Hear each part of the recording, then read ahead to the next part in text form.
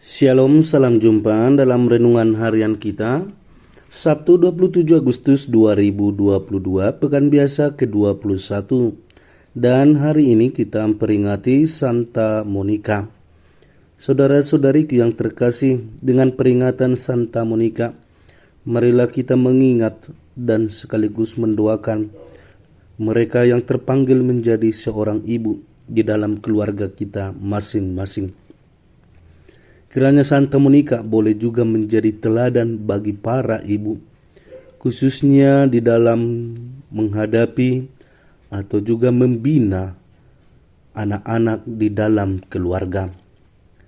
Setelah menikah dengan Patricius dan mempunyai seorang anak, yakni Agustinus, ada beban batin yang sungguh berat dirasakan oleh Santa Monica. Pertama, yakni bahwa dia harus mendapati suaminya, orang yang belum percaya kepada Kristus. Bahkan dia sering menertawakan segala usaha yang dibuat oleh Santa Monica untuk juga mendidik dan mengarahkan putranya Agustinus. Yang kedua adalah bahwa Agustinus juga bukan orang yang baik, bukan juga orang yang beriman. Inilah beban batin yang paling berat dialami oleh Santa Monica. Tetapi sebagaimana yang diteladankannya dan juga diajarkannya kepada kita, bahwa doa terus-menerus pastilah akan didengarkan oleh Tuhan. Menjelang kematian suaminya Patricius meminta supaya dia dibaptis. Ada sukacita yang besar meliputi Santa Monica. Doanya terjawab sekarang. Saudara-saudariku yang terkasih, demikian juga Agustinus. Di bawah bimbingan Uskup Ambrosius, akhirnya Agustinus membuka diri dan menjadi orang yang percaya, dan di kemudian hari juga menjadi seorang kudus.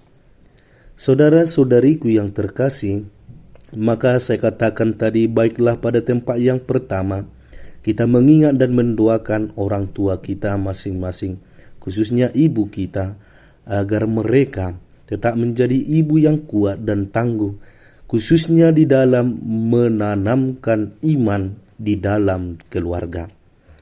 Saudara-saudariku yang terkasih, dalam bacaan-bacaan hari ini kita juga diajak untuk menyadari keterbatasan manusia itu di hadapan dunia, terlebih di hadapan Allah. Tetapi ada hal yang harus kita sadari, bahwa yang lemah dan tak berdaya itulah yang dipilih Allah, supaya dunia ini tidak bermegah atas Allah. Maka kita semua pada dasarnya adalah orang yang sangat terbatas, orang yang sangat lemah. Tetapi di dalam keterbatasan dan kelemahan kita, Tuhan hadir menguatkan kita bersama, melayakkan kita bersama. Maka itulah alasan kita bisa mengalami banyak hal dalam kehidupan dunia ini. Maka saudara-saudariku yang terkasih, kiranya karena kita sadar orang terbatas, maka kita terpanggil untuk selalu berada dan bersama dengan Kristus, karena di dalam Dialah kelemahan dan ketidakberdayaan kita akan disempurnakan. Saudara-saudariku yang terkasih, dalam bacaan Injil hari ini juga berbicara tentang talenta. Sebagaimana manusia itu pada dasarnya memiliki bakat atau talenta-talenta yang akan menjadi identitas dirinya masing-masing. Tidak perlu untuk iri melihat orang lain, karena pada dasarnya setiap kita dibekali, dianugerahi Tuhan talenta. Hanya yang membedakan kita dengan yang lain adalah bagaimana kita mempergunakan talenta itu untuk pengembangan diri kita. Bagaimana talenta itu bisa mengarahkan kita kepada kebahagiaan hidup dan teristimewa. Bagaimana talenta itu membuat kita menyadari itu sebagai anugerah dari Tuhan, bukan kesombongan. Berbahagialah kita yang mendapati diri kita boleh mengembangkan talenta-talenta yang kita miliki. Maka Tuhan akan menyebut kita sebagai hamba-hamba yang baik. Dan memang itulah alasan pemberian talenta itu, supaya kita bertumbuh, berkembang di dalam dan bersama dengan Tuhan.